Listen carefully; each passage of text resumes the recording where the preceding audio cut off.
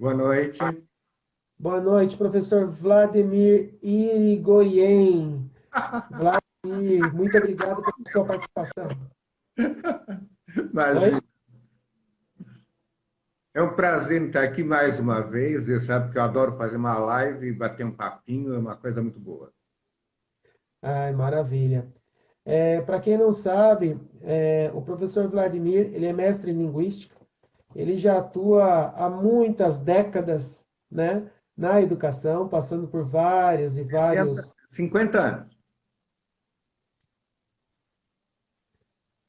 Então, como eu ia dizendo, é, né? Então, o Vlad ele tem um caráter aqui de sabedoria, né?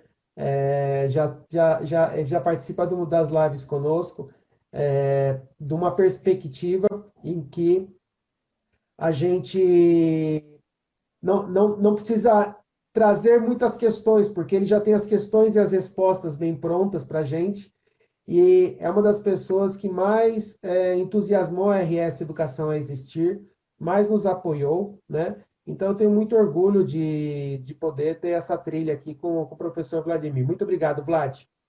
Eu que agradeço. Você sabe que desde que você fundou a RS, certo? Que para mim é fundou, porque isso vai durar muito tempo, eu estou assim, RS no sangue. Então, o que a gente puder estar fazendo, tá, em prol porque afinal de contas a RS ela nada mais é do que um sonho seu, meu, da René e de outros professores que fazem parte, certo? É algo que marca muito a nossa vida. Então, o que a gente puder fazer, eu pelo menos, que puder fazer pela RS, estou aí. Agradeço de coração mesmo. E falar das nossas coisas é falar das nossas crenças, né?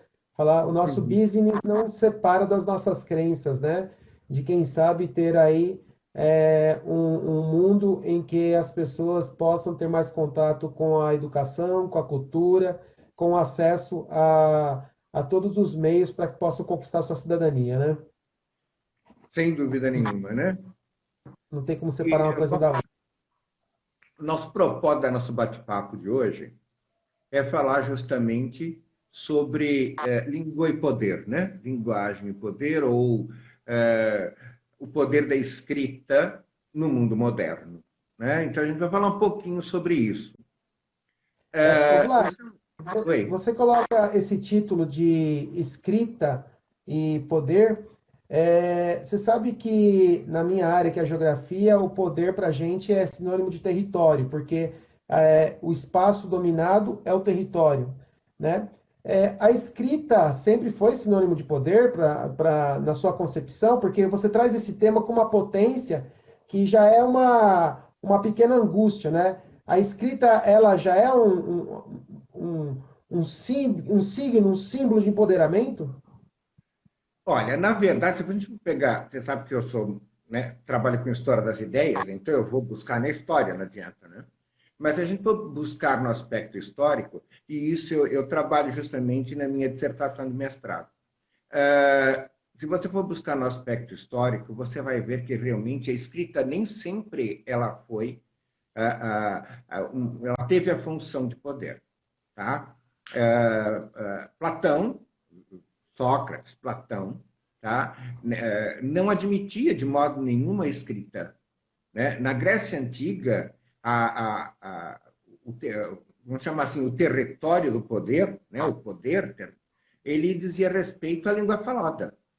Tanto que Platão, em inúmeras vezes, dando palavra para Sócrates, ele mostra justamente isso. Ele mostra que a escrita, bom, pensando naquela questão do mundo ideal, né, o Platão entendia que a escrita ela não correspondia, né, porque já a fala já era representativa, a fala já não era o mundo ideal. Você pegar aquilo que seria a reprodução da fala na escrita, então realmente é algo completamente secundário na vida, né? Então, na Grécia Antiga, toda essa perspectiva se voltava justamente para a oralidade, né? Tanto é que na Grécia Antiga havia um registro daquilo que era dito, sim, havia um registro, mas era chamado em texto contínuo. Ou seja, não tinha ponto, não tinha vírgula, não tinha parágrafo, não tinha nada. Era simplesmente. Eu brinco sempre com meus alunos quando eu falo isso. Naquela época não tinha gravador, então anotava-se conforme se falava, né?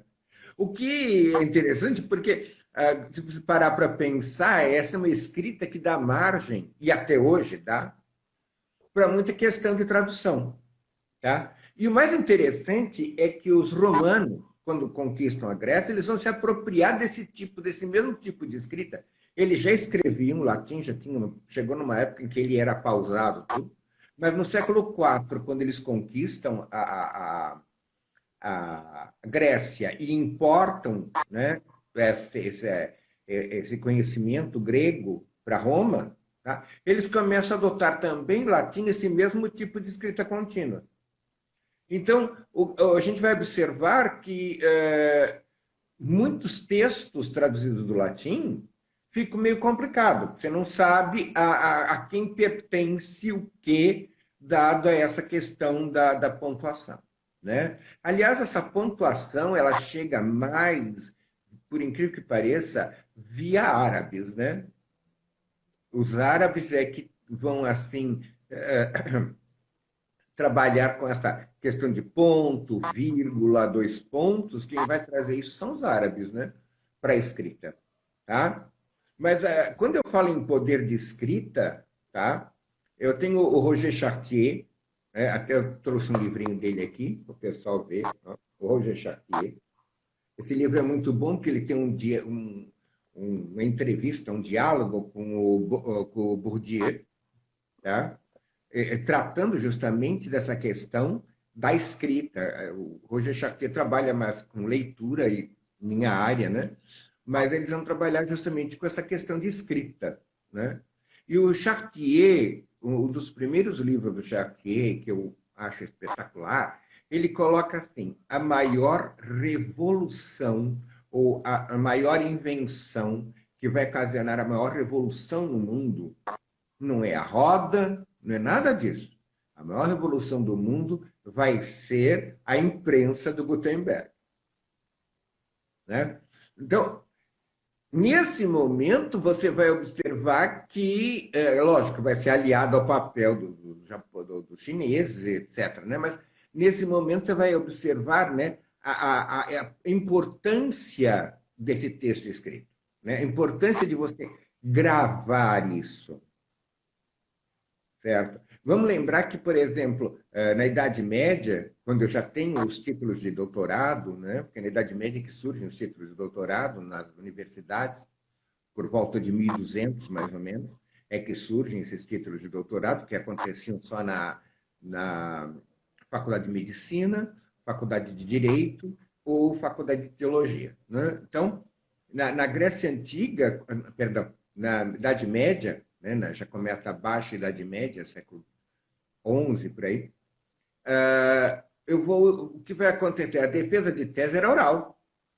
Eu não tinha tese escrita, certo? Então, era uma defesa de tese oral ainda, tá? Mas eu já tinha um escrito muito bem mantido, né? Eu tenho lá os copistas medievais que já vão trabalhando com isso. Só que era um texto que não era acessível, né? E justamente quando acontece essa invenção, né, da imprensa, de acordo com o Chartier, esse é o momento em que a escrita vai dominar, né?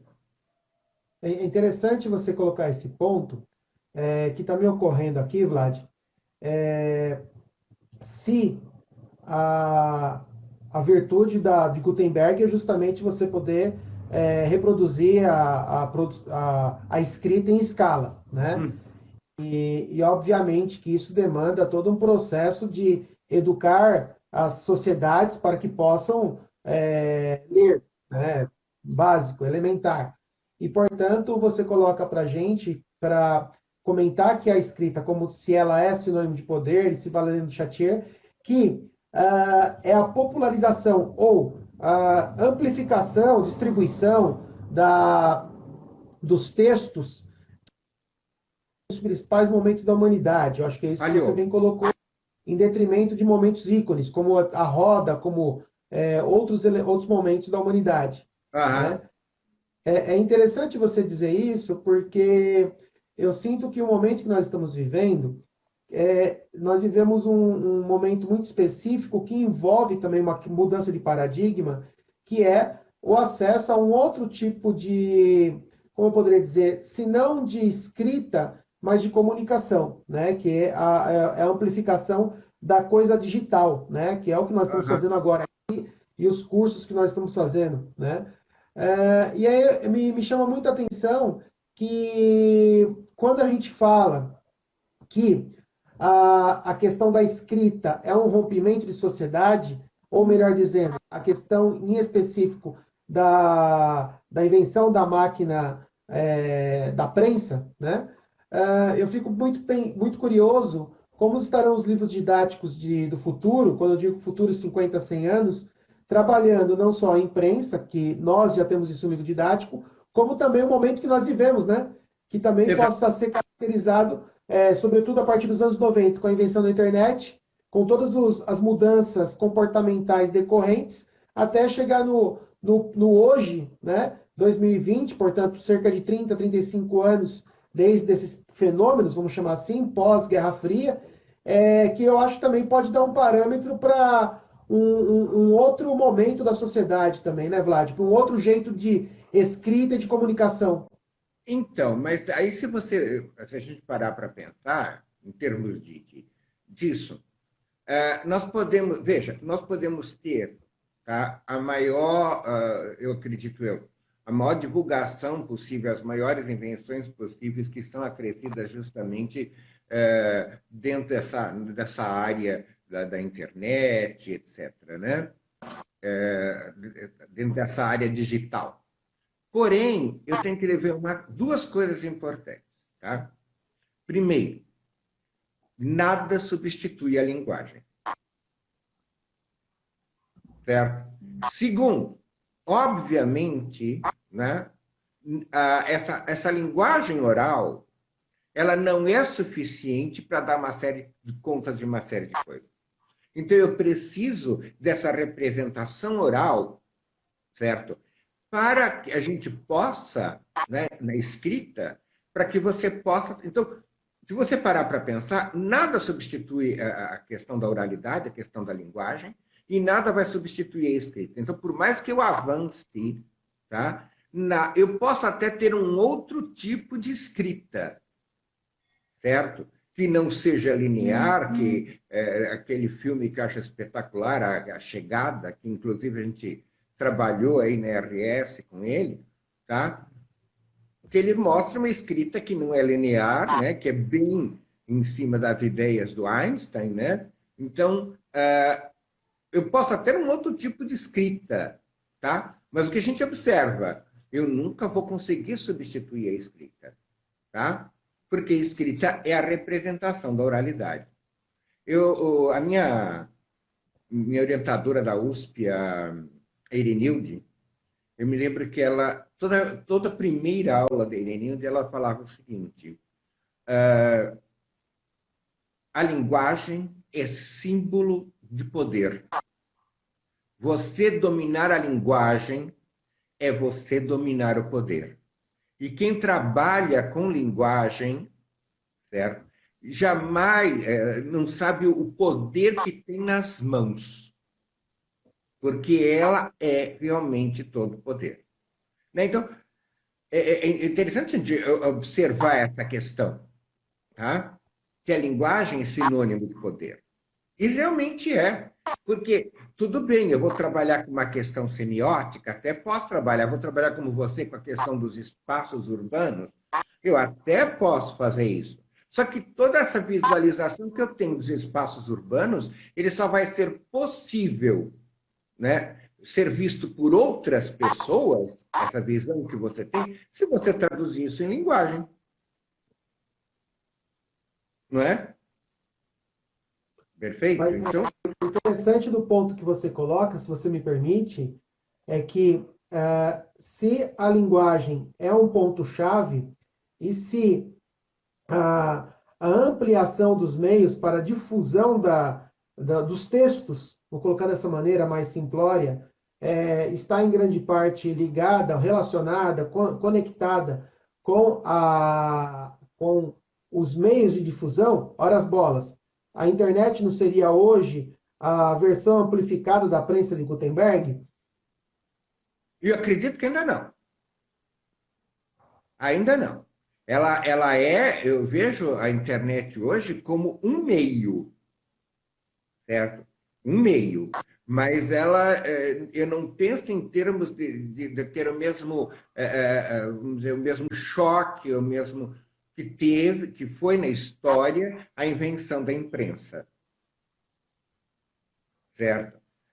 Mesmo porque, se você parar para pensar, a escrita ela é relativa, tá? A internet admite tudo, tá claro? Então, eu tenho que pensar muito bem. Eu me pauto muito para essa questão de escrita, porque eu acho o seguinte: eu trabalho com leitura, né? E mais do que essa questão, aliás, um texto de um pedagogo mexicano, agora me falha a memória do pedagogo, mas ele comentando sobre uma reforma que aconteceu no México. Aliás, é um texto que você que me passou ele comentando digamos, uma reforma que teve no México para que fossem colocar essa questão midiática, né? Então, que as escolas participassem dessa questão midiática. E ele coloca Canclini. no texto uma coisa que eu acho espetacular, né? Porque ele faz ele fala realmente é interessante, é bom, não sei o que lá, porém, certo? Mais do que eu ter uma escola toda voltada para essa questão mediática, é eu ensinar os alunos a lerem e terem senso crítico. Por quê? Porque você joga isso como eu falei, a internet admite tudo. Como é que você vai ter, e isso ele fala no texto, como é que você vai ter o discernimento de saber isso é bom e isso é ruim? Isso presta, isso não presta. Tá? Você vai absorver tudo. Então ele fala assim, antes de eu pensar em termos de introduzir essas mídias todas nas escolas, o que a gente tem que ensinar é as crianças a lerem e a partir da leitura ter senso crítico. Bom, aí você me joga um outro anzol no sentido de desconstruir o meu argumento, mas no sentido de criar, inclusive, um outro elemento, né? Porque uma das questões que a gente bem coloca, e você já está deixando bem claro, que é a função da escrita para a humanidade, né? A gente pode centrar numa ideia que é a pauta da live. Mas uma das questões que nós colocamos na educação, sobretudo ciências humanas, né, é, corre no sentido de desenvolver o indivíduo para a cidadania, né? Então, assim, eu não sei se as pessoas sabem, e eu faço questão de deixar isso muito claro aqui, a área de História e Geografia, por exemplo, ela não é focada mais na promoção de ideias estanques ou de conhecimentos enciclopédicos, né? Eu canso de falar isso, já participei de N eventos, aulas e tal, e sempre coloco isso. Ou seja, eu quero que o indivíduo reflita, né, sobre o seu entorno, sobre o seu cotidiano, sobre as questões que estão à sua volta. Quero que ele reflita sobre o tempo, sobre os fatos históricos e por aí vai, para que ele possa conquistar, ao final de 8, 9 anos de estudos, neste campo específico, o que a gente chama de cidadania, né? Naturalmente somado às outras áreas do conhecimento, né? E naturalmente dependendo também do quanto esse indivíduo vai estar engajado, vamos chamar assim, né? É interessante porque não faltam recursos. O que falta é algo entre o indivíduo, a sociedade, por assim dizer, e quem tem o conhecimento, em que pese o texto, em que pese a sua seara, né? Porque eu acho que é esse um ponto-chave da sua desconstrução do meu argumento para a construção de um novo argumento, que não é a questão da popularização do conteúdo que é o ponto-chave para a gente entender que está tendo uma distopia social, por assim dizer. Mas sim, hoje você tem as condições para, mas um dia pode ser que essas condições para seja uma verdadeira mudança de sociedade, um rompimento tão importante quanto a imprensa, que foi a imprensa, à medida que as pessoas consigam ter capacidade para fazer uma leitura crítica. Seria um pouco isso, Vlad? Bom, na verdade, vamos entender. Eu vou um pouco para minhas áreas, vou deixar. É lógico que a École des Annales, que vem trazer todo esse panorama que você está colocando em História e Geografia, tá? Ela vai se fundar também dentro da minha área, que é a questão da área da linguística, da história das ideias linguísticas, não resta a menor dúvida, tá? Porém, a minha área, eu acho que essa força toda, quer dizer, esse jogo todo de uma assunção social está associado justamente à ideia de letramento, que é diferente da ideia de alfabetização, né?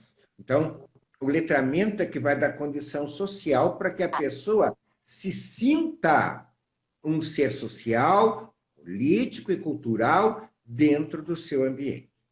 Tá? Então, vamos entender, né? O letramento, em tese, rapidamente, ele é a utilização social da escrita. Por isso que eu volto para a questão da escrita. Tá? Então, como é que eu utilizo essa escrita? Tá? E que, obrigatoriamente, uma pessoa letrada não precisa ser uma pessoa alfabetizada. Tá? Eu brinco muito quando eu falo isso com os meus alunos, tá? Eu falo para eles, olha, a minha bisavó era completamente analfabeta, mas a minha mãe conta que ela dava o dinheiro para comprar alguma coisa na venda, tá? E eles iam lá, pegavam, traziam, ela olhava para o troco, falava, volta lá que falta dinheiro. Ela não sabia realmente quanto estava faltando, mas ela sabia que estava faltando dinheiro. Aí voltava lá e dito e feito, estava faltando dinheiro mesmo, voltava, ela olhava para aquilo e dizia, agora está certo. Tá? Então, quando eu falo numa questão de letra, é engraçado isso, né? Quando eu falo numa questão de letramento, é mais ou menos isso. Tá? Eu brinco, eu falo para os meus alunos, por exemplo, quando eu estive na Grécia, né, só quando você vai para a Grécia que você entende quando dizem isso é grego para mim. Né? Embora eu tive um pouco de noção de grego na faculdade, tal, mas quando eu fui para a Grécia, eu levava 2 horas para conseguir ler, primeiro para conseguir ler o que estava escrito lá. Né? E até eu estava com o Marcos dizia, ainda bem que a gente precisa pegar ônibus, precisa até ler o nome do ônibus, certo? O ônibus já passou. Já Certo? era. Mas havia determinados caracteres, tá? Que eu sabia, eu olhava para aqueles caracteres e eu sabia o que significava.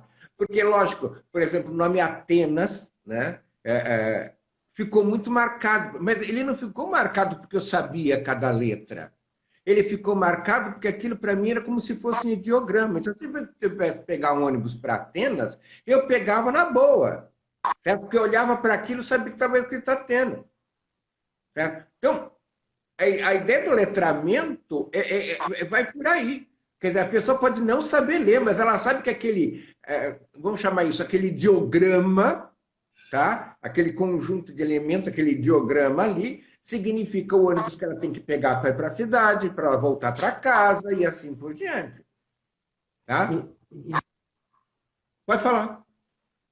Não, é porque, assim, o que você traz me incita a pensar que uma série de ideogramas próprios desse momento, como, por exemplo, emojis, essa coisa toda, também corre no sentido das pessoas que talvez não tenha a alfabetização, mas tenha um novo tipo de letramento ligado ao momento social que vivemos. Mas Não sei. eu estava vendo uma reportagem de uma professora que ela dá aula justamente de alfabetização para o EJA. E ela estava dizendo justamente isso, né? Imagina, alfabetização de adultos, né? Para o EJA, através desse meio aqui, né? Através desse meio digital. E ela falou, é engraçado que eles conseguem fazer espetacularmente bem. Eles avançam em cima disso. Eles vão usar, quando eles não conseguem escrever, eles vão usar os caracteres dos emojis, etc., para fazer alguma pergunta, para colocar alguma coisa que eles querem. Para eles é uma ideia de escrito, certo? Então é interessante a gente observar essa questão, tá? E Porque uma talvez coisa, tenha um poder. diga, uma coisa que eu acho extremamente importante, vou voltar um pouco para a minha área de leitura, é a questão dos domínios dos gêneros discursivos, de acordo com Bakhtin, né? Porque o que se coloca, isso pensa, né? Pensar junto com a questão do letramento, o Bakhtin fala isso, que a apropriação dos gêneros discursivos sociais daquela sociedade, ele indica uma socialização. É interessante pensar em termos disso, né? Quando eu falo no poder da escrita, é justamente esse, o poder que a escrita está te dando, no momento que você domina um determinado gênero, e se você constitui como pessoa social, né, dentro do seu grupo. Né? É essa força que eu estou me referindo que justamente a escrita me dá, certo? Então, assim, essa potência é o que você poderia julgar como, como se poderíamos dizer, o status de poder da escrita? Seria por aí? Seria à medida que as pessoas vão ter uma capacidade maior de interpretação e de, não só interpretação, mas de participar dos contextos linguísticos? Vai justamente por esse caminho. Porque à medida que. Vamos pensar, por exemplo, no aluno nosso de faculdade, certo? Existe uma área, que é a área dos novos letramentos, né, do Street, que fala sobre o letramento acadêmico, tá? É, quando o aluno entra na faculdade, ele tem um problema muito grande, um problema que eu sofri, tá? Um problema que eu sofri, e só hoje, depois de trabalhar algumas coisas do letramento acadêmico, eu me dei conta, certo? Eu vou mostrar um problema que eu sofri. Eu sempre fui aluno, né, o queridinho da mamãe, e mamãe fazia estudar pra caramba, eu sempre fui aluno de 9 e 10. Eu nunca trouxe nota menor que 9 e 10 para casa, porque senão minha mãe ficava, não apanhava, mas ela ficava doida, né? Aí eu, esse aluno de 9 e 10, entrei na faculdade, legal, de letras, ótimo, né? E vou lá e tive minha primeira prova, que até hoje me lembro, foi com a Cecília Queiroz, da USP. Ela dava aula de teoria da literatura. Então, primeira prova que eu tive, teoria da literatura. E eu, né, estudei, escrevi. Aí, quando recebi a nota, 4.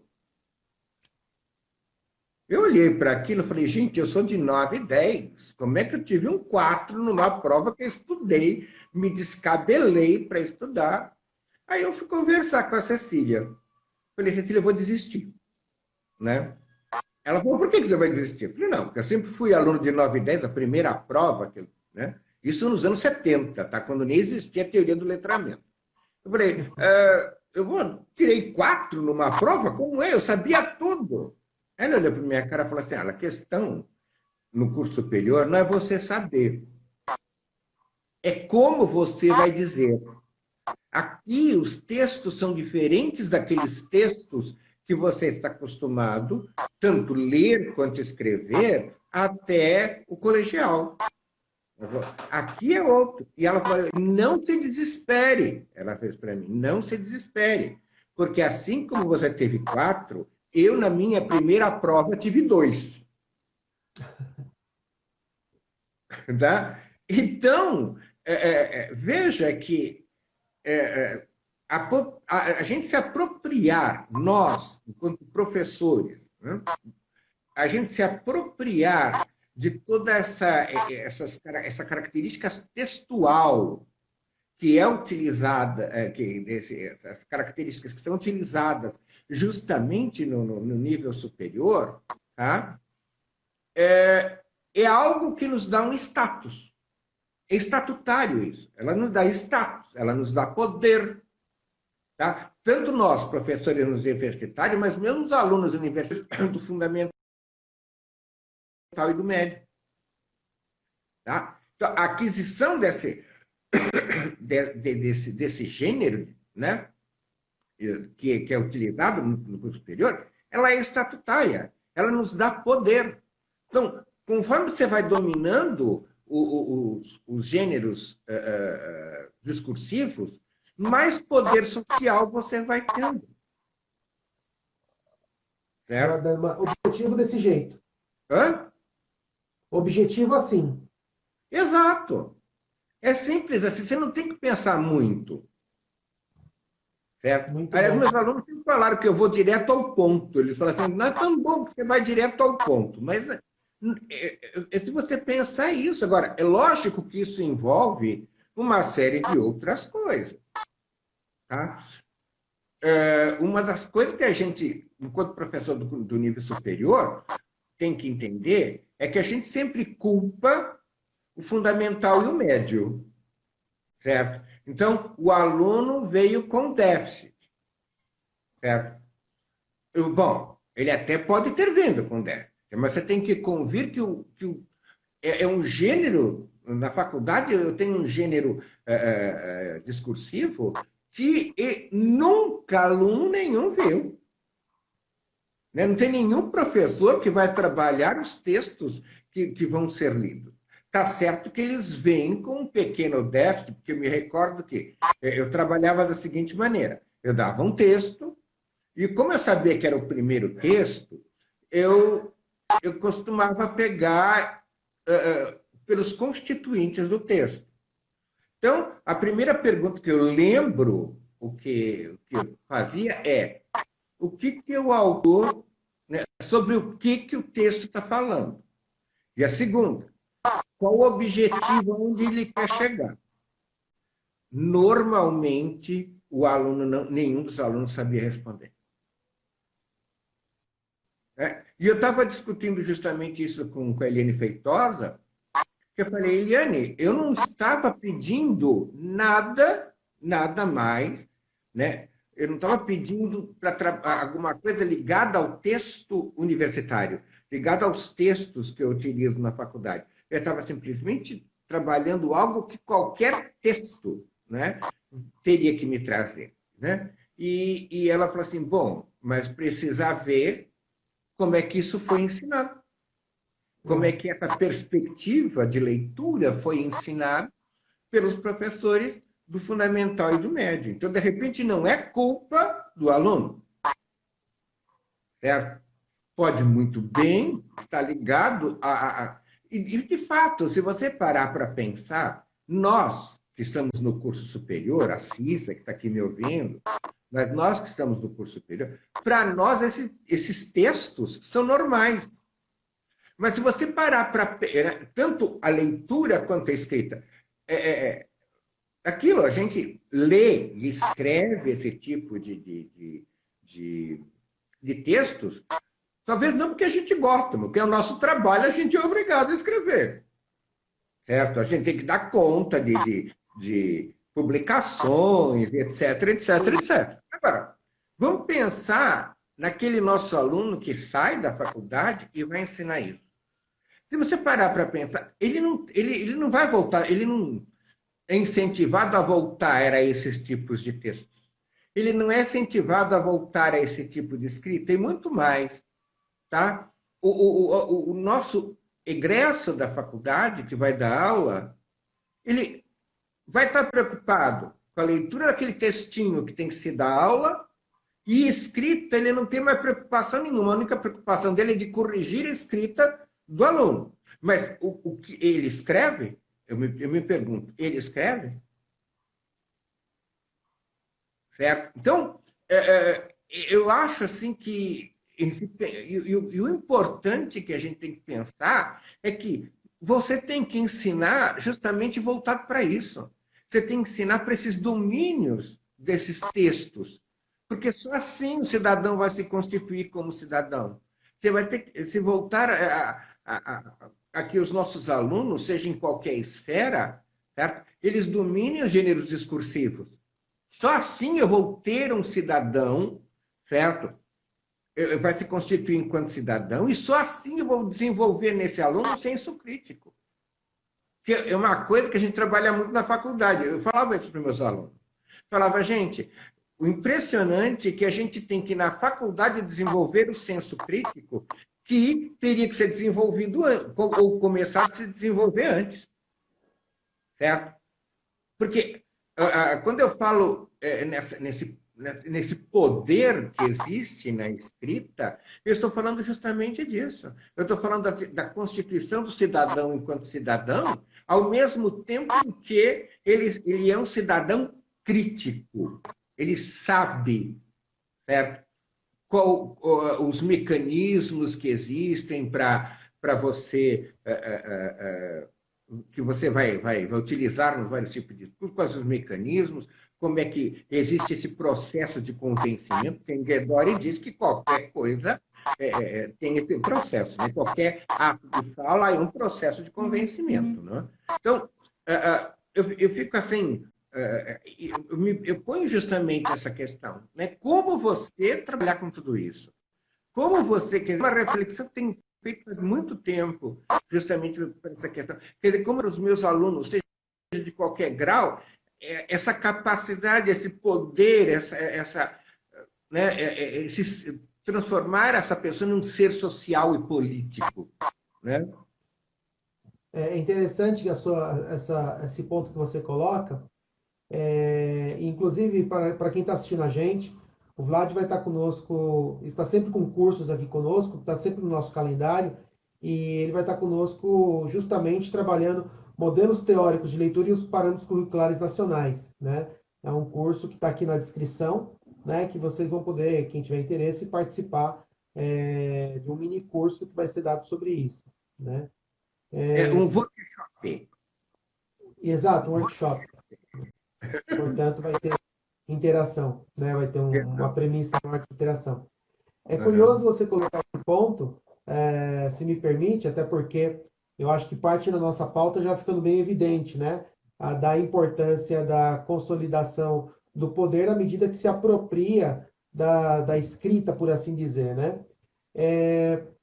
Nós temos um processo aí muito peculiar da educação, pegando já a deixa do que você bem colocou, do que a pessoa tem de repertório, habilidade e competência do ensino fundo e médio e na universidade, né?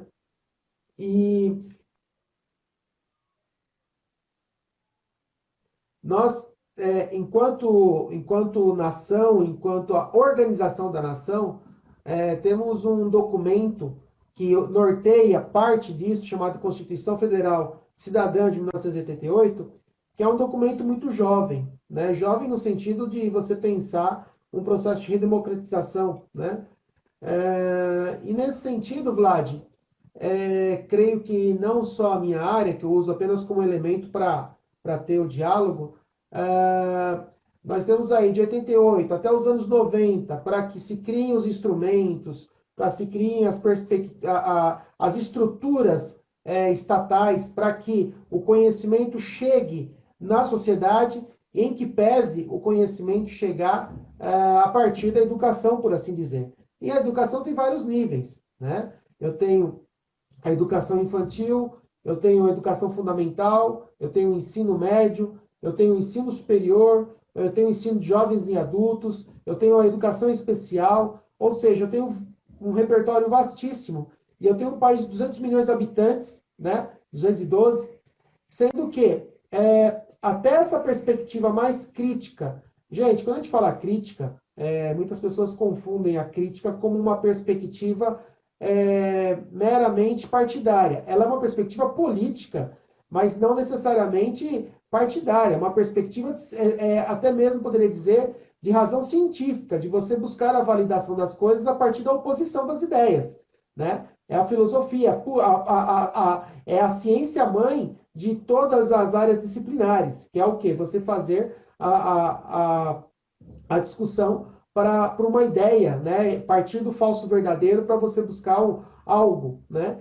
E nesse sentido, Vlad, eu bem coloco, pensando no Brasil, que nós temos um lag, um espaço de tempo muito grande entre a hora que, ok, temos aqui um país que é democrático e agora uma construção do sistema de educação e de comunicação também, por que não, que prevê a busca do indivíduo, o indivíduo que vai estar com um repertório para ser crítico, né?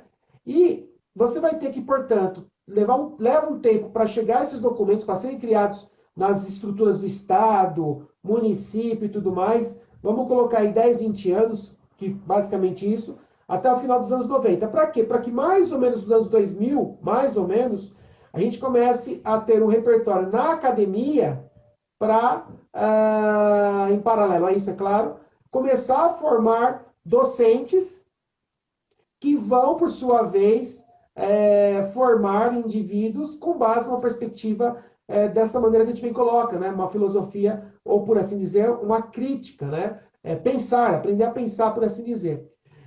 A questão do poder que pauta a nossa conversa de hoje, no Brasil, passa muito por isso. E, portanto, as mazelas que a gente bem encontra, ou os desafios, ou o tempo propriamente dito das coisas acontecerem, eu acho que também é um elemento chave para a gente entender o poder da escrita, se a gente for focar isso no sentido que você bem amarrou, de uma construção de uma identidade, ou uma construção de um empoderamento da sociedade. Não é? Eu acho que a gente está num momento ainda borbulhante, não? Bom, eu concordo com você, mas o que eu acredito que... Bom, a gente teria que dividir isso em bloquinhos para a gente discutir, né? Porque eu acredito realmente... Primeiro, deixa eu colocar. A questão, quando a gente fala de senso crítico, é uma coisa muito simples, tá? É a questão de eu concordo por causa disso e eu discordo por causa disso. O senso crítico nada mais é do que isso, tá? Quer dizer, eu vou ter concordar ou discordar, tendo argumentos para concordar ou discordar, tá? Não significa obrigatoriamente que você tem que seguir a maré, tá claro? Você pode ser contra a maré desde que você tenha argumentos para ser contra a maré, tá? Argumentos sustentáveis, né? Aquilo que meus alunos falavam quando eu dava a prova. Ah, você quer que a gente repete o que o senhor disse? Eu falei, não quero que você repita o que você repita. Se você conseguir escrever uma outra coisa e me provar que você tem razão, tudo bem, eu vou dar nota, mesmo que seja contra uma opinião minha, mas me prova. Certo? Então, a questão do senso crítico nada mais é do que isso. Tá? É você parar para pensar e ter argumentos para tudo. Tá? Esse senso crítico ele só é possível à medida que você, digamos, você se conecta com os vários tipos de linguagens que existem, com os vários tipos de gêneros discursivos que existem. Os gêneros discursivos, eles são vários. Certo? O que eu sempre falo, eu não... Uma propaganda, ela tem um propósito, ela tem uma linguagem própria de convencimento, que não é a mesma coisa, sei lá, de um romance, que tenta te convencer de uma realidade de maneira diferente. Tá? Perfeito?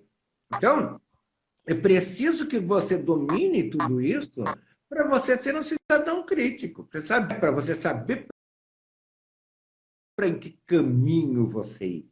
E à medida que você domina isso, você vai dominar. Agora, nós estamos numa época que realmente acho que isso, né, hoje em dia é o fundamental. Quer dizer, quando eu tenho a 93, 94, que é de 96, que você fala em educar para a vida, né, que você vai fazer o fundi e o médio e você vai educar para a vida, é isso que o texto está falando. É exatamente isso. Como é que você vai usar a linguagem no seu dia a dia? Como é que você vai usar as questões históricas e geográficas? Agora, eu não posso esquecer que história, geografia, química, física, tudo isso é mediada pela linguagem escrita. Então, quando eu falo que a escrita é poder, é isso. Né? Qualquer coisa que você tem a mediação da escrita. Então, o meu aluno não está entendendo o texto de física. Sim, ele pode não estar entendendo o texto de física porque a mediação da linguagem está falhando. É claro? Meu aluno não consegue entender um problema. Né? Mas por que? Qual é a questão? A questão é a mediação da leitura. Ele não está entendendo o que o problema está pedindo. É claro, e isso agradeço a minha mãe tremendamente, porque eu tinha que fazer. Minha mãe tinha o segundo ano primário, mas ela formou um filho que eu vou contar uma história para você. Meu pai também, meu pai era um leitor ávido de história, né? Meu pai adorava história. Então, história que eu digo, história geral, história do Brasil, história da, né? Ele era um leitor ávido para isso. Foi ele que me apresentou Monteiro Lobato, assim que aprendi a ler. Eu aprendi a ler com 6 anos. Quando ele viu que eu sabia ler, ele me veio com um livro de Monteiro Lobato, que eu lembro que eu chamava-se o Minotauro. Quando eu entrei na escola, eu já sabia ler. Né? Então, e minha mãe, ela comprava uns desgraçados de uns livrinhos de matemática, não lembro como que chamava, acho que era aritmética para todos, um negócio assim. E depois de fazer a minha lição de casa da escola, eu tinha que fazer a lição do livro. E ela sentava comigo e ela passava o problema, certo? E ela começava, olha, você tem isso e quer chegar nisso, que conta você faz? Pensa bem, ó, você tem isso, você quer chegar nisso, o que você tem que fazer nesse... Quer dizer, eu fui muito bem letrado, por assim dizer, entendeu? Quer dizer... Né? Aliás, mas não é todo mundo que tem isso na família, né? Exato. Aliás, até curiosamente, e já caminhando para o encerramento, né, Vlad? Hoje a gente falou 1 hora, tá? Só para te avisar, tá? Nossa Senhora!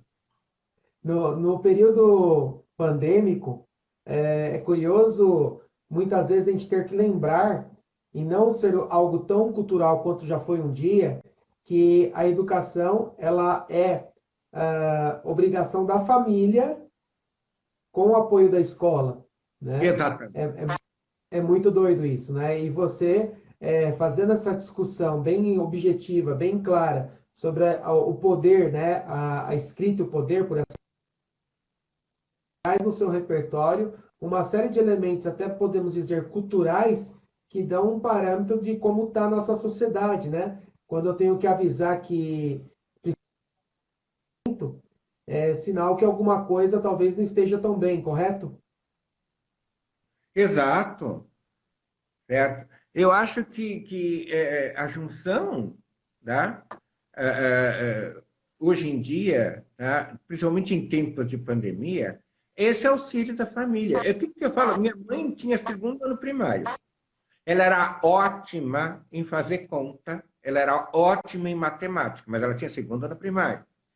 Nós tínhamos bar, e naquele tempo se usava pendura, né? Em que o pessoal comprava e pagava no final do mês. Não na caderneta, mas no pendura. Então, ficava lá anotado que o cara conseguiu.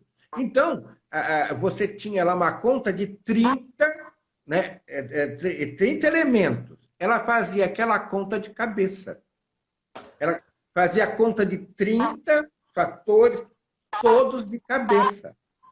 Então, eu tive uma noção muito boa, quer dizer, esse jogo da minha mãe na matemática, meu pai na história, na filosofia e etc., né? Eu tive graças a Deus, um desenvolvimento, graças a Deus, muito bom. Eu agradeço até hoje meus pais, realmente, tá? Eu sou o que eu sou por eles, tá? E são pessoas simples, pessoas muito simples, tá? Então, A hoje em Márcia dia, se Bard, para pensar... Oi?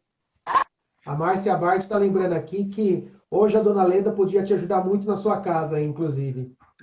Sem dúvida nenhuma, sem dúvida nenhuma. Certo, porque minha mãe era. E assim, eu tive pais maravilhosos, eu tive pais maravilhosos. Né?